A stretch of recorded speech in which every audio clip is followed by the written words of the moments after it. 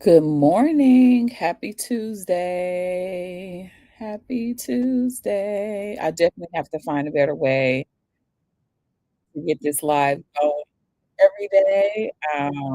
What I am doing on the back end is like clicking on a whole bunch of buttons to get it started between all the platforms that I go to at the same time. And uh, one particular platform is a little bit more work, but I am here.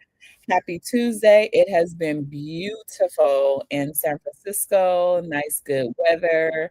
I'm just basking in that weather until the rain comes, which we know will happen, or the cold. Either one. I wish the weather was great all the way through October, through Halloween, but whatever. But y'all, I have not talked about this. Y'all, this is my birthday month. My birthday is October 18th. I'm excited. I'm going into my Obama year. You know. But I'm super excited.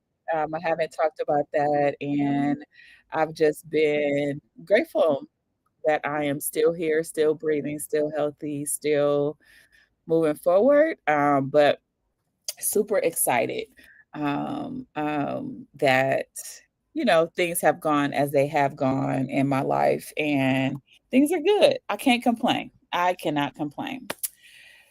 But for those who don't know me, my name is Tashina. I'm an executive leadership and team coach, and I help teams and the leaders who lead them collaborate better, heal from past trauma, and actually get things done without the drama. That was a bar right there, y'all. Heal from trauma, get things done without the drama. If you know me, you know I can be a goofball sometimes, and I can be a little probably corny sometimes too, but hey, it's me. It's me. Thank you for being a part of my community. Thank you for watching these lives. Thank you. My goal is always just to give as much information as possible to help you in your careers, to help you in the things that you are doing, that you're working on, and just create better leaders. We need better leaders, better people, better, not better people, but better leaders in our world who really truly understands leadership and wants to have a service oriented approach to leadership without needing a formal title. You don't need a formal title to lead. You are a leader. Okay. So let's talk about transparency. Okay. This is the topic of the day because transparency is important. Every organization I know say they value transparency, and they value transparency typically, um, sorry. They value transparency typically until it's inconvenient, until it's like, "Ooh, I don't know if we should say that or we should do that." You know what I mean? Like, sometimes it's like that. We talk about values of our organization, and the values always, 9 times out of 10, will have these 3 things: honesty, openness, and collaboration. But the reality when I start working with these teams, it's like everything is locked up tighter than Fort Knox. Tighter than Fort Knox.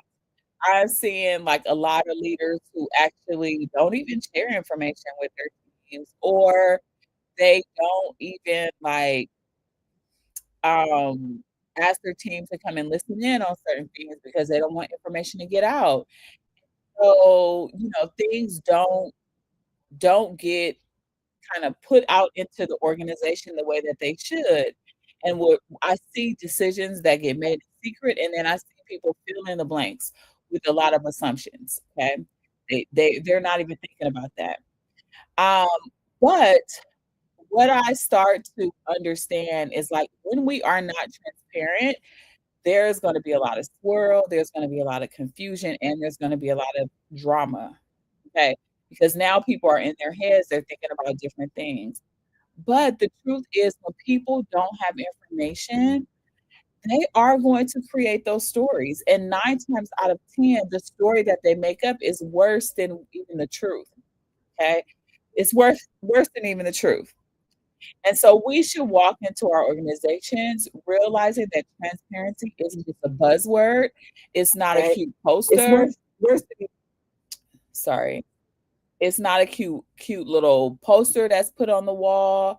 It's literally something that we should stand by, and we should always be like, "Okay, this is who we are, and this is essential to our organization if we want our system to work, if we want our teams to work, if we want things to really be effective and efficient in our organizations. We have to talk about transparency, and not just talk about it, but be about it too.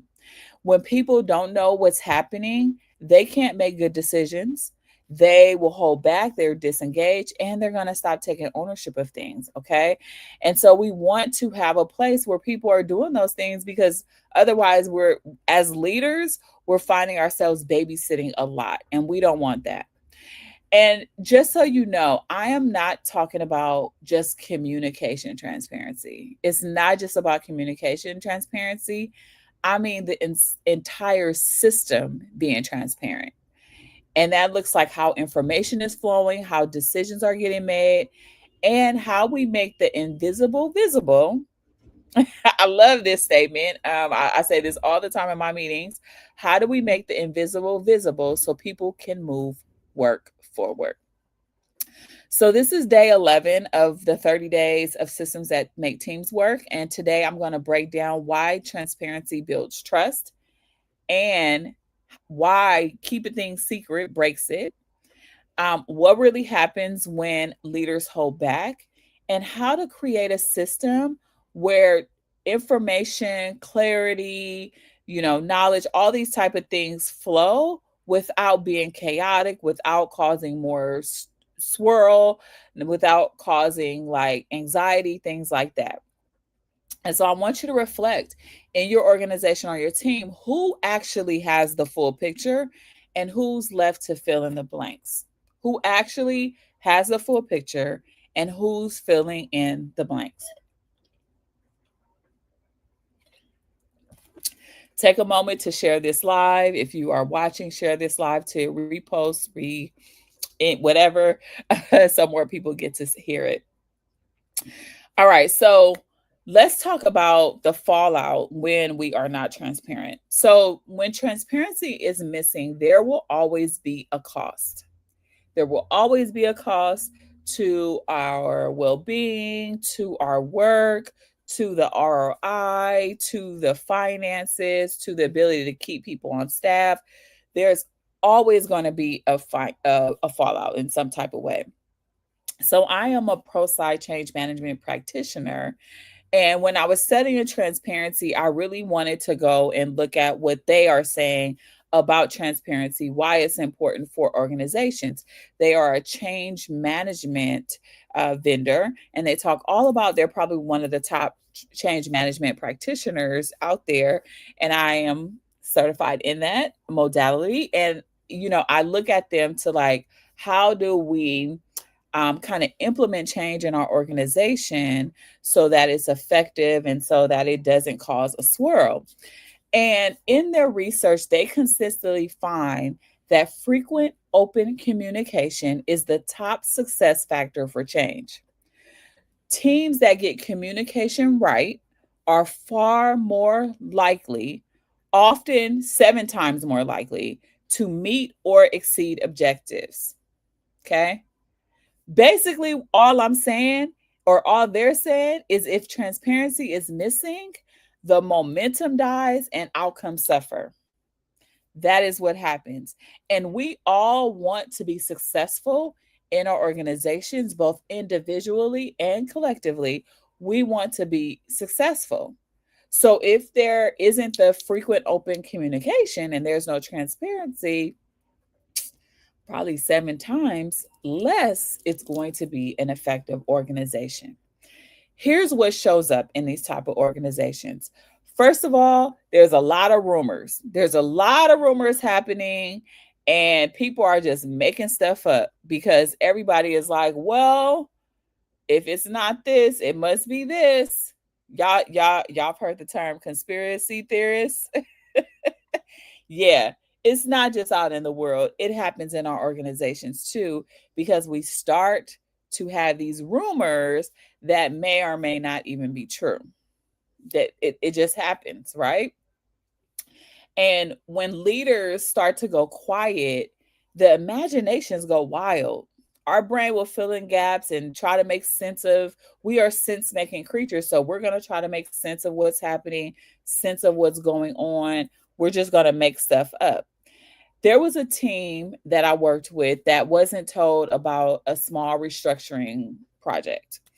And this restructuring was happening in order to protect them, to protect the minds, to make sure that people keep going, that we don't cause any swirl, that people just keep on moving in the direction that they should be going.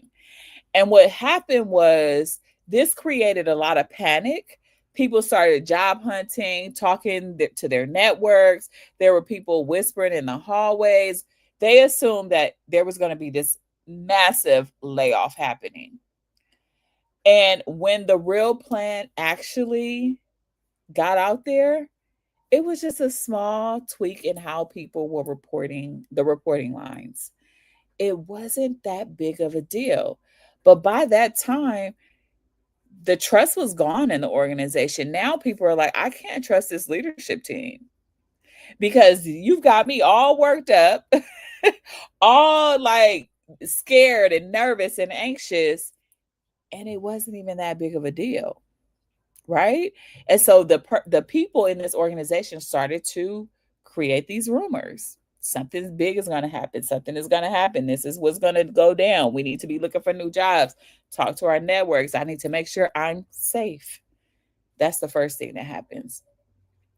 The second thing that happens, what I see when transparency is missing, is power concentrates at the top. So we talked about this in a couple of other lives, where when we see power just kind of sitting here at the top, things happen where people are afraid to move forward and to take risks and to step out and do different things, right? Innovation, creativity, all those things kind of die.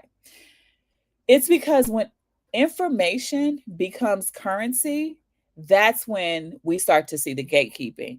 If I kept my knowledge of whatever I know about systems, whatever I know about organizations and leadership, and I felt like I need to keep it to myself, because if I don't keep it to myself, there's a risk of my job, there's a risk of my business, there's a risk of whatever, right? I'm going to start gatekeeping, and you're only going to get that information through currency, through a particular type of currency, which is typically monetary, right? But that's not what we want. That's not what we want in our society and in our world, right? We don't want it to become a place where knowledge gets hoarded, or I'm going to protect my turf because, you don't step over here because you can't know what's happening over here. I have to protect, I have to know the information so that I'm safe, right? A lot of leaders think that if they keep things under control, that means that they are safe, and that, that means that their job is protective and they won't be replaceable. But in reality, control means like there's a chokehold on the organization. We're sitting there and we're not necessarily moving forward because I'm in a chokehold because I can't even move forward. Now I have to wait for my boss to make the decision. Now I have to wait to move forward. Now I have to ask for permission. Like all of these things happen when power concentrates at the top. The third thing is that ownership starts to evaporate. We're no longer asking for owners. There's only certain people that could do it, because you can't start an initiative or you can't take a smart step without any context, right? When people play it safe and wait for orders because they risk being wrong, they will not move forward. They will not try to do different things, right? Because they don't want to be rewarded for, or they don't want to have a consequence of not doing what they should be doing. That is a problem, right? Because my ego, my job, my well-being, my attachment to a paycheck every week or bi-weekly or monthly, whatever it is attached to that. And so I am just going to play it safe. I'm not going to try to do anything differently than what I've been doing, right? Because in a non-transparent system, I really don't know what's on the other side. And so I just better sit here. It's like the phrase that's coming up for me is like, I'm just gonna stay with the devil I know, then try to step out and see what other devil is on the other side. I'm just gonna stay here. And so that happens as well. And then the fourth thing, work gets hidden or there's duplication of work, duplication of efforts, I used to always say, right? If I can't see your work, I'm probably going to redo your work. I'm probably going to be doing the same thing somebody else is doing. And that's not efficiency at all. It's a lot of time draining, energy, morale, everything is draining because, there are things that are not being put out there. I don't know what's going on. So I'm thinking I'm doing something good and I'm actually just repeating what somebody else is doing. Okay. So, what I want you to understand, though, what I'm not trying to say here is that transparency means sharing everything. Some things are legally and ethically confidential. That is the reality. And I want to make it okay that some things just cannot be shared. But if you can't share something, say that. It is better for you to say, you know what? There's some things happening behind the curtains, behind the wall. There's some conversations that's being had in offices, but I can't share that. I cannot share what's going on right now. Okay. Even when there's a constraint on what you can share and you still share what the constraint is, that is still transparency.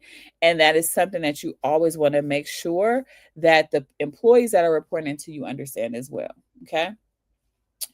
So, how do we create a system of transparency? Transparency cannot depend on a leader's comfort level. If you're comfortable or not, like, who cares?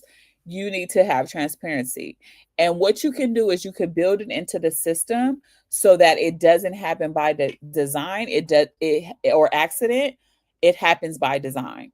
So sometimes like things come out and we're like, oops, that wasn't supposed to come out, or oops, like we wasn't supposed to share that, or oops, like you don't want to have the oops moment. You want to know that whatever is shared and whatever lands out there was supposed to be out there because you designed a system so that it could be out there. Okay. So here are some ways that you can, as a leader, make things more visible, make things more transparent. The first thing is to make information visible by default. Stop hiding what's happening in inboxes. Stop privately DMing people. Stop saying things under the table or beneath the office or behind the scenes. Put it where everybody can see it.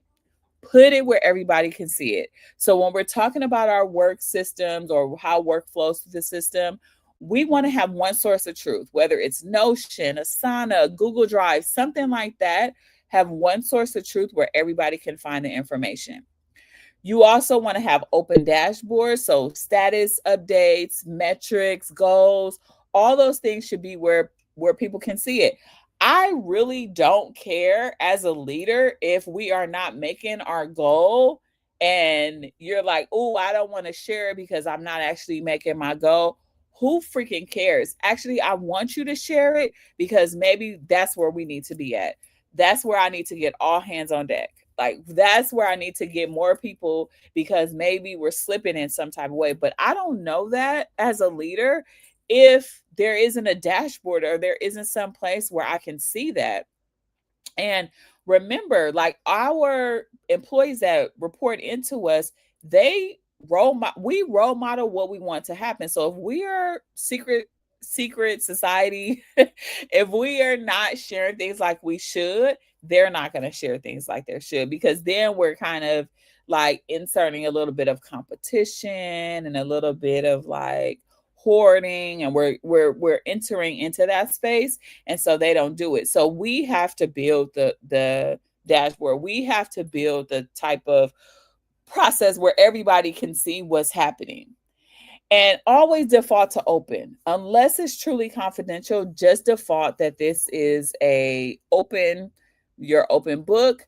You're going to share here. That's what it's going to be. I remember working in my last organization and we moved any updates from like a private kind of channel to like a public Slack channel. And in 2 weeks, we literally saw how much more everyone kind of knew what people were working on. We knew what was missing. We were able to share things that we've been hearing. We just made it like the collaboration skyrocketed because we made work more visible. When I look back at ProSci, this change management, what I see is that when progress and expectations are visible and measurable, people doing it, people adopting it, people being willing to step in improves. The performance of people improves because now people get to self correct when they can see what's happening. They can say, oh, like, oh, somebody's already doing this. Okay, let me self correct and do something different. Or, oh, I found a piece of key information that they don't have yet. Let me share it with them so that the work moves faster, so we can get things done quicker, so that we don't come up against bottlenecks. Okay. And so ProSci tells us that if you are going through something where it's a change system, there's something new in your system, make the work visible. Make it visible. The second thing is like, let's normalize work in public.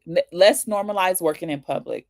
Working in public means that we're sharing work as we're doing it. It's not necessarily the finished product, but we're sharing as we're going because we all need help. We're all in community. We all want to create this Ubuntu community that I talked about the other day. Because when we see transparency in our processes, it builds trust and it accelerates the feedback that we need. It accelerates the feedback that we need. So if we want to see some feedback loops happening in the system, and when you don't have feedback loops in the system, it's the probably one of the surest ways to know that a system is not working well is there's no feedback. So if you want to see some feedback happen quickly in a system, work in public. Share your drafts, not just the finished product. Celebrate when somebody's iterating. You know what? Apple is a good example of this because let me tell you, they will put out a phone with one piece of software, and then 3 days after you done bought a brand new phone, they're like, software update. And there's no problem. We are fine with it. We're like, okay, cool, bet, right? Because they're sharing, like they're being transparent, and you don't have to guess about what's happening in the background. We know what's happening. And we're iterating. It's not about perfection, it's about iteration. And typically that comes from feedback, from data, from things that they've gathered after they put something out there. But that's the way the world works. Nothing is ever perfect the first time. We have to go back and we have to kind of redo it again. Okay. And you can just say, when you're doing this isn't final yet. This isn't in black and white. I'm opening this up so that you all can give me feedback and you can share what's how to do how you think we should go forward. What am I missing? This is where I'm headed. What am I missing? This is how you share, and this is how you normalize working in public. The third thing is to build feedback into your operating rhythm. Build feedback into it. Okay. So when you work in public, of course, there's going to be natural feedback, but you also want to have specific intentional moments of feedback as well, because this is important also. So when you are not transparent and you're not having feedback, what happens is that you'll start to see a lot of silos happening, people not really doing the work that they're supposed to do, or things may start to get messed up a lot. But we want to make feedback fast, frequent. We want to make sure that it's out there. We want to make sure it's equitable. So some ways that you can do this is like a quick weekly sync. So even if it's like, normally we have like that one meeting a week that's an hour long meeting, womp womp, right? If you want to know better about how to make better meetings, go back a couple of lives ago and I shared about how to be better with our meetings. And if you're not following me on Instagram, I do share behind the meeting series that I'm doing of like different things that we see behind the meetings and how do we make meetings a lot more effective and efficient and not a waste of time for ourselves. Okay. Because we spend too much time in meetings. We really do. I think I talked about meetings yesterday. I can't remember. I've been doing so many of these lives and they all kind of go together and it's just different angles of the lives. But go back, look at the thing with meetings, but you want to have a quick weekly sync. So in the agile world, they do like these stand-ups and it's like maybe 10 minutes and you just talk about like what I'm working on, where I need help. It's not about going down a laundry list of different things, but just really understanding that. You could also do retrospectives. I love a good retrospective because it's going to tell me what's working well, where people got stuck, and what we're going to do differently next time. What are some suggestions? And so that's how we can do these reflection or these feedback systems to actually put it in there for as you all know, I sit on my PTA, and one of the things that I said was I want to implement normal retrospectives after every event because I think it's important for us to kind of reflect and say, like, how did this work out for us? That's important, right? You could also do this as a survey. Surveys work as well. But whatever you want to do, you want to just be open to like, how can I build a more transparent system? And when you're talking about building into your operating rhythm, it's not just about sharing information, it's also about responding to information that you may get, responding to the feedback. Okay. And the last thing is share decision making, not just decisions. Share the decision making process. People trust what they understand. So open the process up, get the people closest to the work, get the people to be involved, not just the outcome. You don't want them to just like, okay, here's the decision, let's go. And they're like, what? What's the context? How do I do this? Like, where did you get this from? How did this come about? Like, you don't want that. So trust the process or open the process to be fully embedded with just, these people that are closest to the work, they're going to share and they're going to be involved in the decision making process. So one of the things that I shared is one of the things I did with the team was I helped them to create some type of visible decision log. And it talked about what was the decision that needed to be made, why, who was on board, who made the decision, where was the decision at, like where was the progress or where were they at in the process to have the decision be like a stamp of approval. And so having a visible decision log, again, like you could see the theme around this is like visibility is important. Visibility in structure, visibility in the system, visibility in your communication, visibility in the tools you use. Visibility is important when it comes to transparency. And so you can ask yourself, am I being visible here? Am I being visible here? Okay. Involving people closer to the work and then naming trade offs. We chose X and we gave up Y. Trade off decisions are one of the favorite things that I like to do. It's literally saying, what are we saying no to? If we have to do this other thing, we're going to give up this other thing, but make it visible so that people can see it, so people know what's happening and people can move forward and do it all the time. Okay. And make decisions from a place of like empowerment, like to know the decisions and to know what's happening is so much more empowering than to be like, okay, the rumors and like the conspiracy theories and like, I think it's this, but I don't know. Right. We don't want that to happen either. Okay. So just make sure that you are taking that into account. Okay. I don't know what's happening with my light, but it is getting sunny here. Okay. But we're wrapping up. So let's wrap up. So transparency isn't about oversharing. It's about really creating the clarity that you need, to share to different people, employees, different teams. It's what builds trust. It's one of the things that builds trust. If you are transparent, I know I can trust you. I know you're not hiding anything from me. ProSci's research points to a core failure pattern. Lack of clear communication will completely derail the change. When people don't know why or how change impacts them, they disengage. They're like, "Ah, I don't want to deal with it." And they just like, now your whole change process is in the toilet.